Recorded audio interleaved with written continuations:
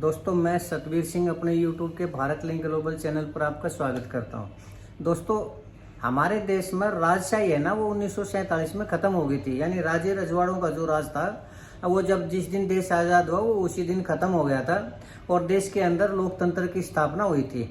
लेकिन दोस्तों उस टाइम जो राजे महाराजे थे ना उनकी संतान आज भी ये सोचते हैं कि हम राजा हैं इस देश के, और अगर पूरे देश के राजा नहीं है तो कम से कम हम अपने क्षेत्र के राजा तो हैं ही हैं। और ये जो प्रजा है ना ये हमारी प्रजा है, हमारी गुलाम है और इस प्रजा को हमारा हर कहना मानने का अधिकार है और ये हमारे ऊपर डिपेंड है कि हम उनके लिए कुछ करें या ना करें, उनसे मजाक करें या सीरियस काम करें या फिर उनकी बात को सुने या ना सुने।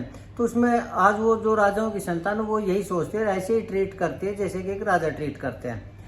तो दोस्तों मैं एक क्षेत्र की बात करता हूँ कि वहाँ के एक राजा हुआ करते अब भी हैं, मतलब उनकी जो संतान अब भी हैं। तो उन्होंने एक बार मजाक करने की सोची और उन्होंने मजाक में किसी, पहले तो राजाओं के कबीले हुआ करते, आज देश के अंदर गांव है, तो उन्होंने गांव के प्रतिनिधि से मजाक करने की सोची। तो उन्होंने कहा कि तुम मुझे ज़मीन दो, मैं तुम्हें हॉस्पिटल दूंगा। अब यकीन तो नहीं हुआ उस सरपंच को अब, लेकिन उनका जो स्टाइल था उनका ये स्टाइल था जैसे आज़ादी के टाइम में सुभाष चंद्र बोस ने कहा था कि तुम मुझे खून दो मैं तुम्हें आज़ादी दूंगा, और लोगों ने उनको खून दिया और आज़ादी मिल भी गई। तो इस स्टाइल में राजा जी का डायलॉग था। तो उन्होंने पंचायत से सलाह मशुरा करके और ज़मीन दे दी, और ज़मीन मिलते ही अपने राजा जी थे वो लंबी तान के सो गए, क्योंकि उनका तो मजाक करने का मूड था। चलिए कोई बात नहीं, अब लोग बेचारे इंतजार करें, हॉस्पिटल बनेगा, हमारे बच्चों को रोजगार मिलेगा, हमारे बच्चे डॉक्टर बनेंगे, हमारे हल्के का विकास होगा। अब लेकिन राजा जी का तो मजाक करने का मूड था। चलिए कोई बात नहीं था। दूसरी सबसे बड़ी बात ये थी कि ये जो हल्का था राजा जी के साम्राज्य में तो ये आता है, लेकिन उनका जो एक प्रांत है ना यानी एक कॉन्स्टिट्यूंसी उसमें नहीं आता। और ऊपर से एक विडम्बना ये भी है कि ये जो एक कॉन्स्टिट्यूंसी है ये उनकी जो राजकुमारी है उनके एरिया में भी नहीं आता। तो इस हल्के के जिसमें मजाक किया था राजा साहब ने वो भी राजा साहब के वजीर है, वो विधायक है। तो आप सोच रहे होंगे कि मैं किसकी बात कर रहा हूँ। दोस्तों वो राजा जी राव इंद्रजीत जी। तो उन्होंने भगवानगढ़ और रामपुर की जो पंचायत थी उनसे मजाक किया है कि तुम मुझे ज़मीन दे दो, मैं यहाँ पर वाटर वर्क्स का निर्माण करवाऊंगा, लेकिन तुम्हारा हॉस्पिटल जरूर बनवाऊंगा। तो हॉस्पिटल के लालच में उन्होंने ज़मीन दे दी और अपने राव साहब यानी राजा राव इंद्रजीत जी लंबी तान के सो गए। तब बेचारे क्या करें। तो उन्होंने गांव वालों ने या पंचायत वालों ने वहाँ जाने की, जो उनका महल था वहाँ जाने की कोशिश की।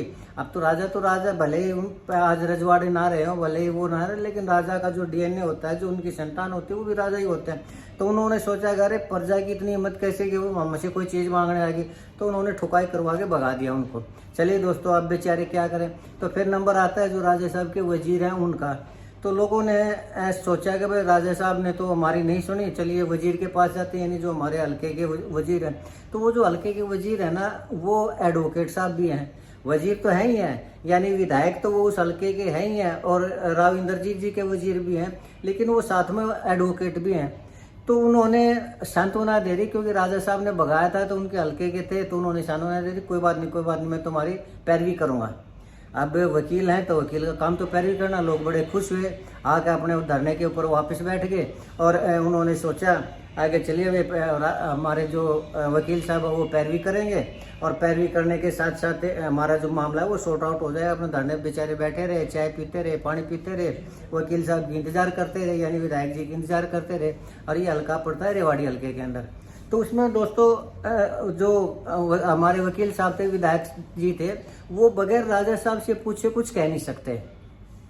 तो जब वो उनसे बगैर पूछे कर नहीं सकते तो अगर उनको अपने हलके में जाना पड़ता तो वो जो हलका था वो उस गांव के बीच से अगर कोई ऐसा गांव आता है, ऐसा कोई फंक्शन होता है कि बीच में वो गांव आता, तो वो 7-8 किलोमीटर का चक्कर काट के न उसमें जाते। वो शॉर्टकट नहीं अपनाते, यानी जो प्रॉपर रास्ता था उस धरने के पास से जो जाता था उसके ऊपर से नहीं जाया करते। वो 7-8 किलोमीटर का 10 किलोमीटर का चक्कर काट के वो दूसरे हल्के में जाया करते।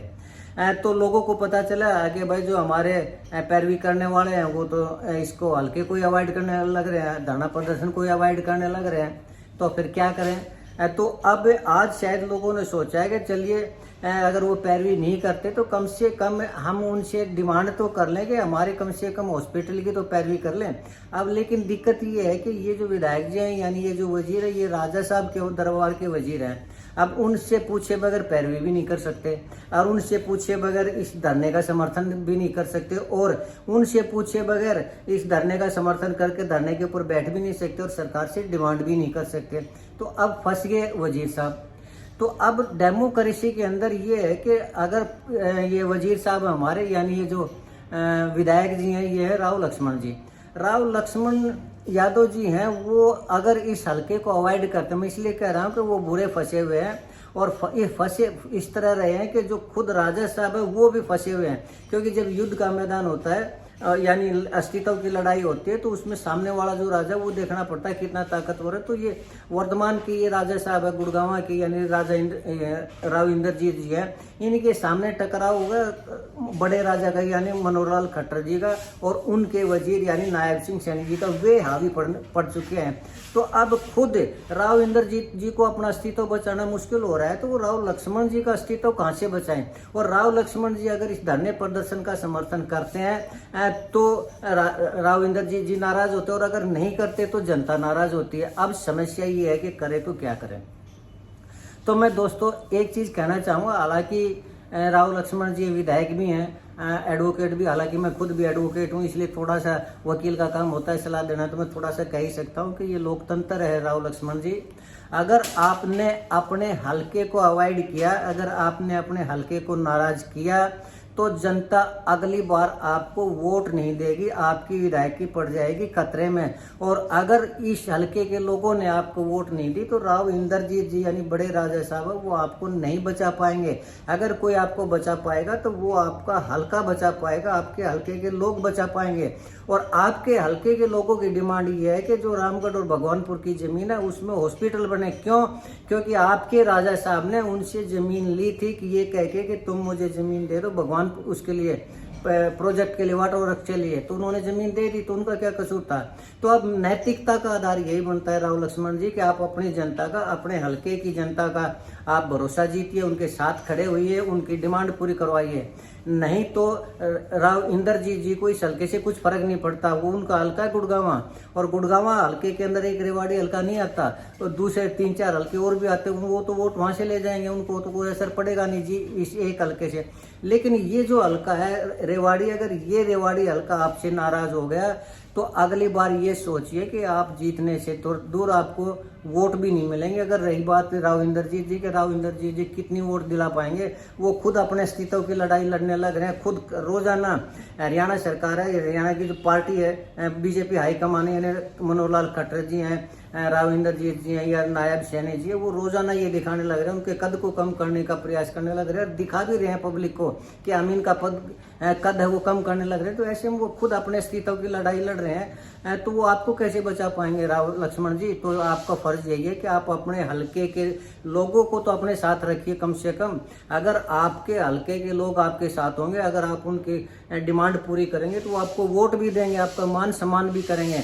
लेकिन जिस तरह से राव इंद्रजीत जी ने इनके साथ विश्वासघात किया, धोखा किया, अगर आप भी राव इंद्रजीत जी के डर से इन लोगों को अवॉइड करेंगे, इनकी मांग का समर्थन नहीं करेंगे, तो मुझे लगता है कि आने वाला टाइम आपके लिए ठीक नहीं रहेगा। आपके लिए जो विधायक का जो पद है वो खतरे में पड़ सकता है। इसलिए मेरा तो यही कहना है कि थोड़ा संभलिए और आप खुद सोचिए कि आपको राव इंद्रजीत जी की ज़रूरत है। क्या राव इंद्रजीत जी आपको जिता सकते हैं, या आपके हल्के के लोग आपको जिता सकते हैं? इस चीज़ को ज़रूर सोचिए। खैर दोस्तों, ये जो हॉस्पिटल है ये देखने क्या रहता है, अभी राव इंद्रजीत जी ने इसको अपने अहंकार का, गुरूर का हिस्सा भी बना लिया, भले ही चाहे मजबूरी में बनाया हो या कुछ किया हो, लेकिन ये है कि राव इंद्रजीत जी तो इसको बनाने से रहे। अब बारी आती है सरकार की, और सरकार में इस हल्के के साथ इनके विधायक हैं या नहीं है इस चीज़ की, तो देखते हैं क्या होता है दोस्तों। तो आज के लिए इतना ही। अगर आपको लगता है कि मेरा कहना ठीक है और मेरी ये जो वीडियो है ये सही है, तो मैं आपसे चाहूँगा कि आप मेरे इस वीडियो को लाइक करें, शेयर करें और कमेंट करें दोस्तों। और अगर आपको लगता है कि मैं गलत हूँ, तो भी आपसे प्रार्थना करना चाहूँगा कि आप कमेंट ज़रूर करें, ताकि मैं अपने आप को करेक्ट कर सकूँ।